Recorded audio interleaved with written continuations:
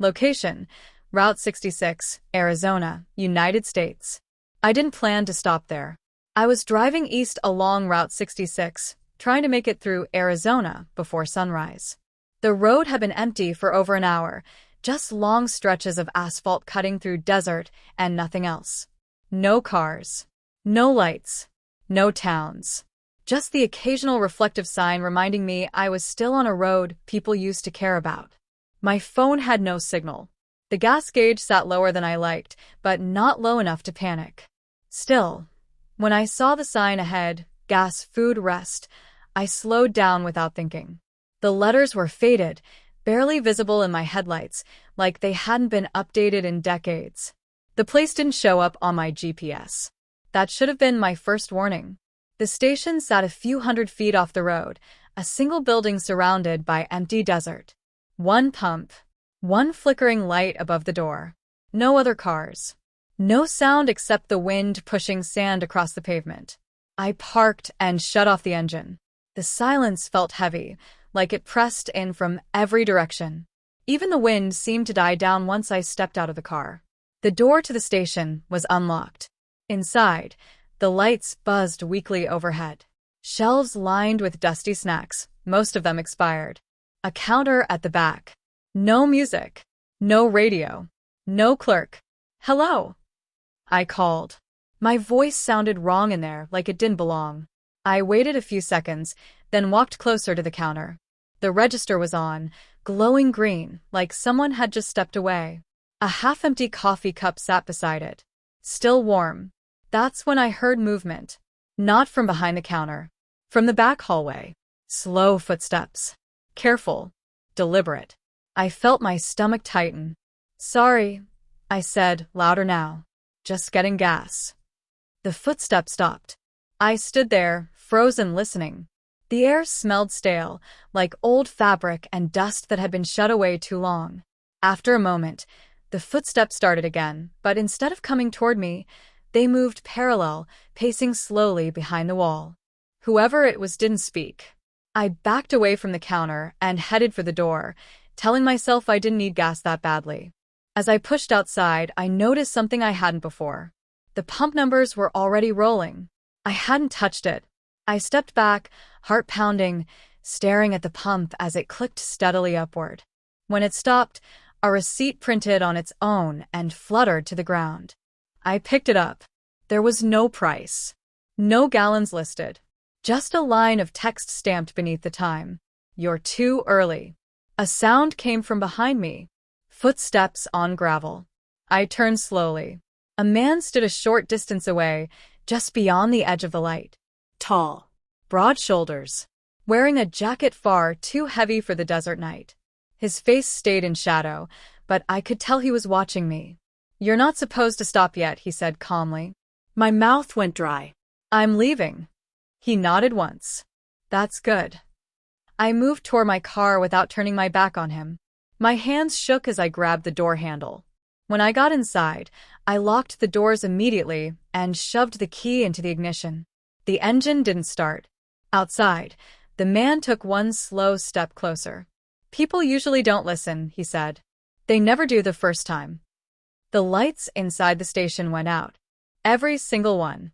The pump light followed, plunging the area into darkness except for my headlights. When they flickered back on, the man was gone. The engine roared to life on its own. I didn't hesitate. I slammed the gas and pulled back onto Route 66, tires kicking up dust as I sped away. In the rearview mirror, the station vanished into the darkness like it had never been there. 5 minutes later, my phone vibrated. No signal bars. No service. Just a notification. I didn't slow down. I drove until the road straightened out and the desert opened wider on both sides, until the gas station felt like something I'd imagined out of exhaustion. I told myself that old Route 66 was full of forgotten stops and half-abandoned buildings, places that stayed open only because no one bothered to shut them down properly. Still, my hands wouldn't stop shaking on the wheel. I checked my mirrors constantly, half expecting headlights to appear behind me, matching my speed. The road stayed empty. No movement. No sound except the low hum of the engine and the wind slipping through cracks in the windows. My phone screen stayed dark. No signal. No missed calls. No notifications. That message, missed stop, next one is closer, was gone, like it had never existed. I told myself that was a good sign. 10 minutes passed. Then 20. The fuel gauge dipped lower. I tried not to look at it, but my eyes kept drifting back. I hadn't been lying when I said I didn't need gas badly, but now I did. The desert stretched endlessly ahead, broken only by occasional reflective signs and the faint silhouette of mesas in the distance. Then I saw it. Another sign. Gas, rest open.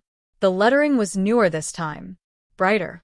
The arrow pointed off the road in the same direction as before. My chest tightened. There was no way two stations this close together should exist.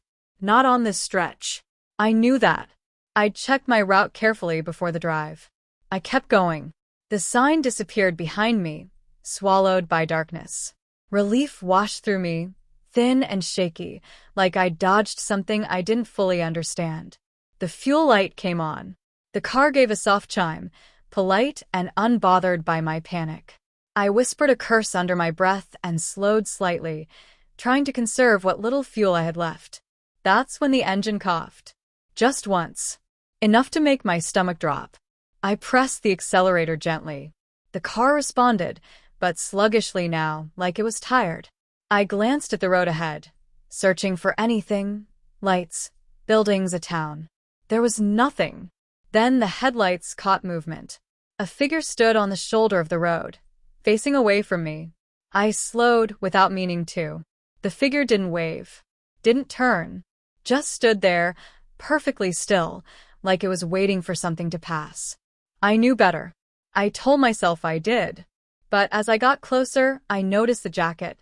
The same heavy shape, the same broad shoulders, the same sense that this person didn't belong in the desert night. I didn't stop. I gripped the wheel and drove past, staring straight ahead. As I did, the engine sputtered again, longer this time, and my speed dropped sharply. The car died less than 100 yards later. The sudden silence felt violent. I tried the key. Nothing. The dashboard lights flickered weakly, then went dark. I sat there, breathing hard, listening to the ticking sound of the engine cooling.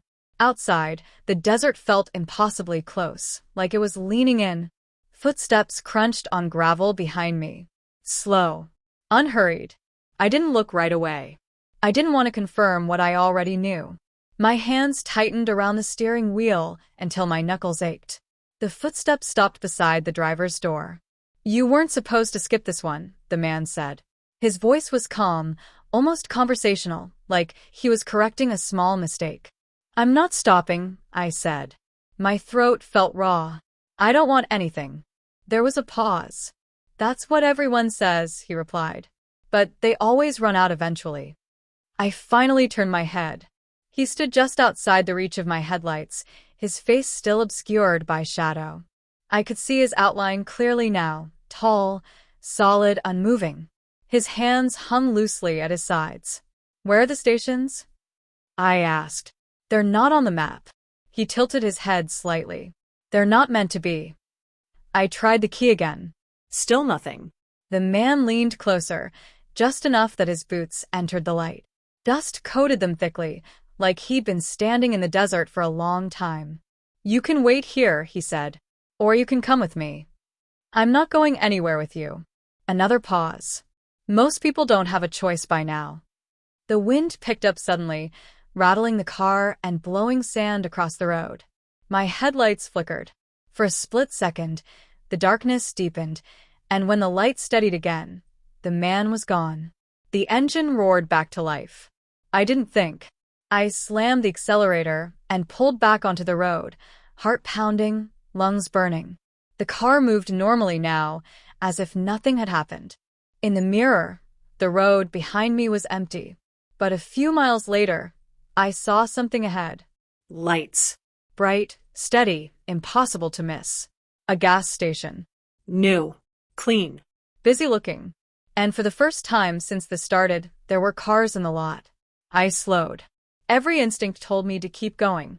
but the fuel gauge sat at empty, and the sign above the station glowed with a single word I hadn't seen before.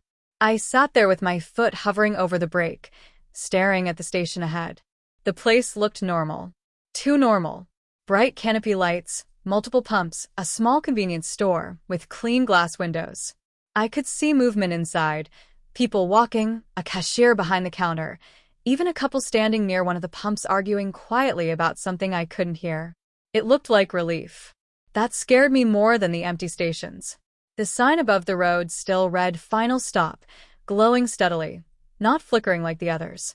I checked my mirrors again. The road behind me was empty. No headlights.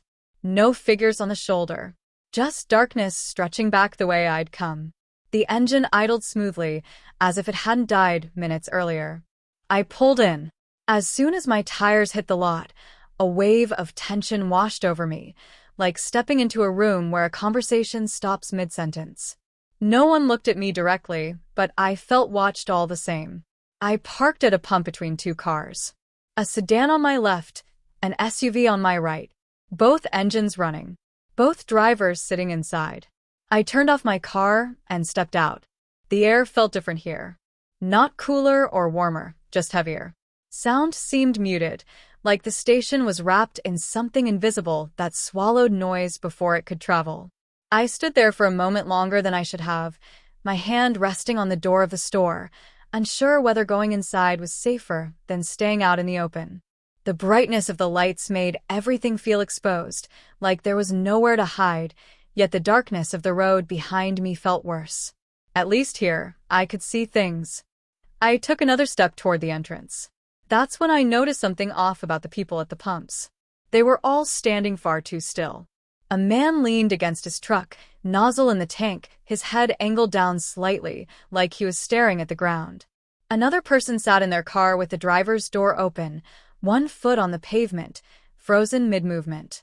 Even the couple I'd seen arguing earlier hadn't changed position at all. Their mouths were closed now, their faces blank, like the argument had been switched off halfway through. I cleared my throat. "Hey," I said, louder than I meant to. No one reacted. The wind brushed past me, but it didn't carry the sound anywhere. It felt like the station swallowed a whole. I forced myself to keep moving. The closer I got to the store, the stronger the pressure became. It wasn't pain, exactly, more like standing too close to heavy machinery, where you can feel vibration in your bones before you hear anything. Inside the store, the automatic door slid open smoothly, but the sound it made was wrong. Too slow. Stretched out. The smell hit me first. Coffee, cleaning solution, something metallic underneath it all. The shelves were perfectly stocked. Not just full, organized. Every label faced forward. Every item aligned. It reminded me of a display store, something set up to look real, without actually being used. There were people inside, just like I'd seen through the glass. 5 of them, standing in a loose line in front of the counter. None of them spoke. None of them looked around. I stepped inside fully, and the door closed behind me. The sound echoed. Too loud. I felt it then that I had crossed something.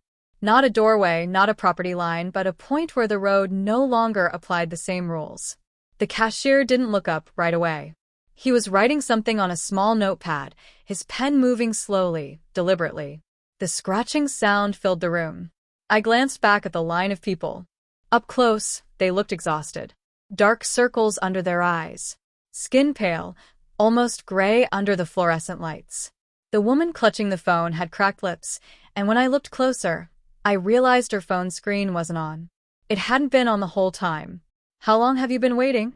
I asked her quietly. She didn't answer. She didn't blink. The pen stopped moving. The cashier looked up. His eyes met mine instantly, like he'd been aware of me the entire time and was only pretending otherwise. There was something unsettling about how calm he was, how unsurprised. "You don't need to talk to them," he said. "Why not?" I asked. "They've already stopped," he replied. A chill ran through me. Stopped what? He set the pen down carefully. Looking for a way out. I swallowed. "I just need gas." The cashier nodded slowly, the way someone does when they've heard the same thing too many times. That's why you're here. I glanced back toward the door. For a split second, I thought it had vanished entirely, just a blank stretch of wall where it should have been. Then the outline flickered back into place, faint and wrong, like a memory struggling to hold shape.